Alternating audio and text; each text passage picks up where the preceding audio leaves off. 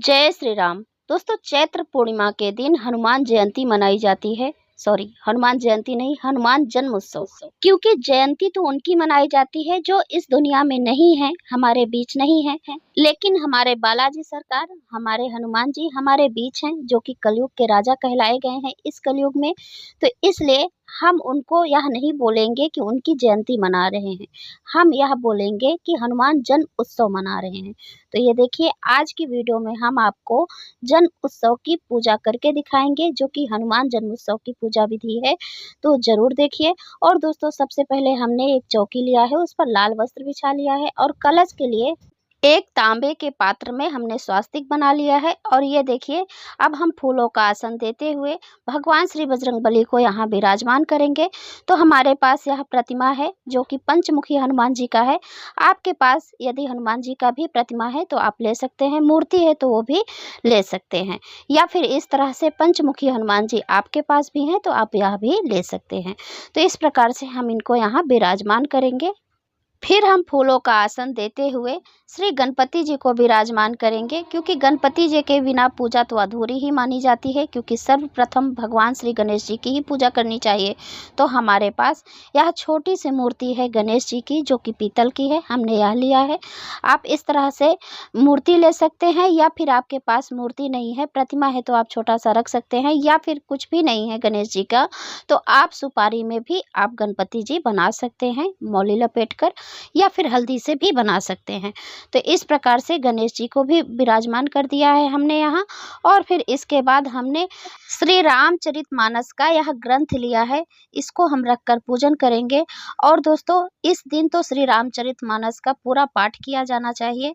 यदि यह संभव नहीं है तो सुंदरकांड का पाठ जरूर करना चाहिए, और यदि यह भी संभव नहीं है तो श्री हनुमान चालीसा का पाठ तो जरूर से जरूर करें।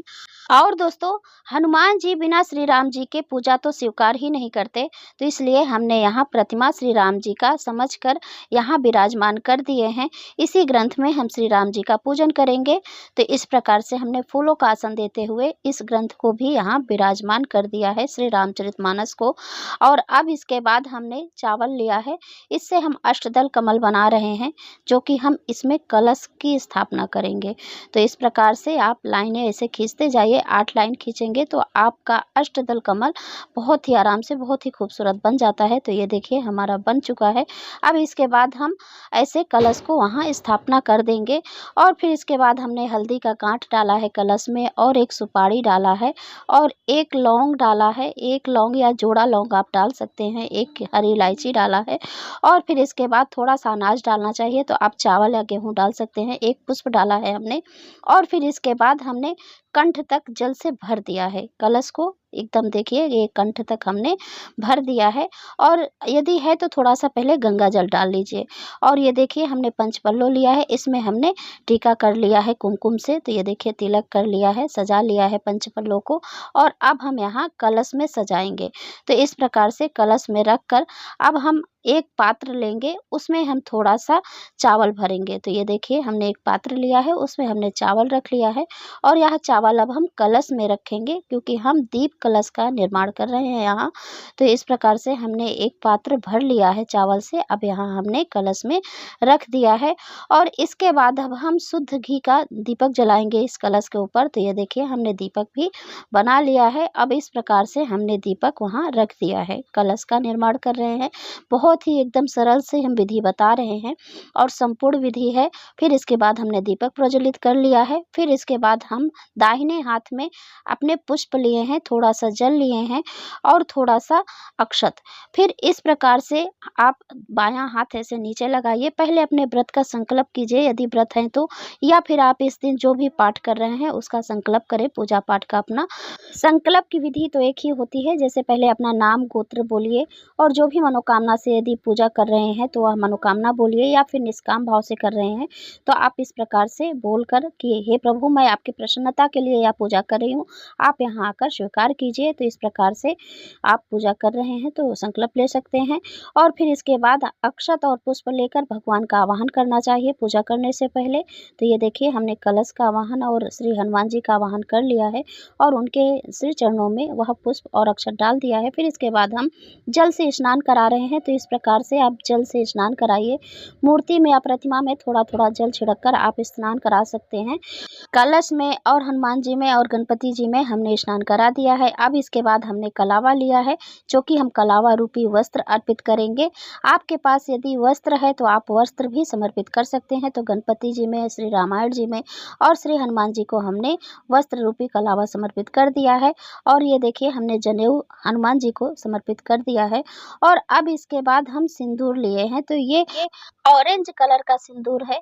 इससे पुरुष भाई चोला भी चढ़ाते हैं श्री बजरंगबली को, लेकिन हम महिलाएं चोला नहीं चढ़ा सकती हैं, लेकिन उनको तिलक कर सकती हैं, उनके चरणों में सिंदूर लगा सकती हैं। और हाँ, यदि जैसे घर की मूर्ति है और प्रतिमा है तो हम छू सकते हैं, लेकिन मंदिर के मूर्ति जो हैं हनुमान जी की उनको हम नहीं छू सकते, क्योंकि वहाँ प्राण प्रतिष्ठा की होती है, तो इसलिए हमें नहीं छूना चाहिए। तो इस प्रकार से हमने तिलक कर दिया है बजरंगबली को और श्री गणेश जी को, और जो रामायण में श्री राम जी हैं, सीता माता हैं, भरत जी हैं, यानी सभी को जो यहाँ विराजमान है हमने तिलक कर दिया है। कलश में तिलक कर दिया है और अब हम दीपक में भी तिलक कर दिए हैं। इस प्रकार से हम सभी को तिलक कर दिए हैं। और इसके बाद हम माला अर्पित कर दिए हैं भगवान श्री बजरंगबली को फूलों की। और इस प्रकार से हमने फूल समर्पित कर दिया है गणपति जी को और श्री राम जी को, और कलश में भी हमने फूल समर्पित कर दिया है। अब हम भोग समर्पित कर रहे हैं। तो इसमें तुलसी दल नहीं है, जो कि हम गणपति जी को अलग से भोग समर्पित किए हैं, और इसमें हमने तुलसी दल डालकर भगवान श्री राम जी को और हनुमान जी को यहाँ भोग समर्पित किए हैं।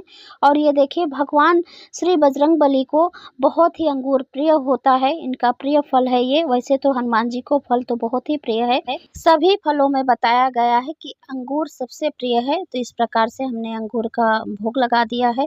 और चने और गुड़ भी भगवान को बहुत ही प्रिय है, तो हमने चने और गुड़ का भोग लगा दिया है। भोग समर्पित करने के बाद ऐसे जल से हम वार देंगे, यानी घुमाकर जल ऐसे वार देंगे। फिर भगवान को स्वीकार करने के लिए निवेदन करेंगे। और ये देखिए अब हम धूप भी दिखा दिए हैं भगवान को। और यदि यही आपको कुछ भी मतलब पाठ करना है, सुंदरकांड का पाठ करना है या चालीसा का, तो आप यहीं पाठ कर सकते हैं। पाठ करने के बाद फिर हमें आरती करनी होती है। तो चलिए अब हम आरती कर लेते हैं। तो सबसे पहले हम गणेश जी की आरती करेंगे, फिर उसके बाद बजरंगबली की आरती करेंगे, श्री राम जी की आरती करेंगे। तो आप आरती गाकर भी कर सकते हैं या फिर ऐसे ही आप गोल गोल घुमाकर आरती कर सकते हैं। आरती की जय हनुमान लला की, दुष्ट दलन रघुनाथ कला की। तो इस प्रकार से आप आरती गाकर कर सकते हैं। और फिर इसके बाद हम आरती में ऐसे जल वारेंगे और फिर भगवान को हम आरती दिखाएंगे और स्वयं भी आरती लेंगे। और फिर हम यथासंभव दक्षिणा समर्पित करेंगे। और फिर इसके बाद हम क्षमा प्रार्थना करेंगे। पूजा में रही कमियों के लिए हमें क्षमा प्रार्थना अंत में ज़रूर करना चाहिए। इससे हमारी पूजा संपूर्ण हो जाती है। जो भी भूल चूक होती है पूजा में कम या ज़्यादा, तो इससे प्रभु हमें क्षमा कर दें और हमारी पूजा स्वीकार करें, हम सब पर कल्याण करें। इस प्रकार से क्षमा प्रार्थना ज़रूर करना चाहिए। तो यह थी हमारी पूजा विधि। आप लोगों को कैसी लगी? यदि वीडियो अच्छी लगी हो तो लाइक कीजिए, शेयर कीजिए और चैनल को भी सब्सक्राइब ज़रूर करें। अब मैं मिलती हूँ अगले वीडियो में, तब तक के लिए नमस्कार और वीडियो देखने के लिए बहुत बहुत धन्यवाद। राधे राधे।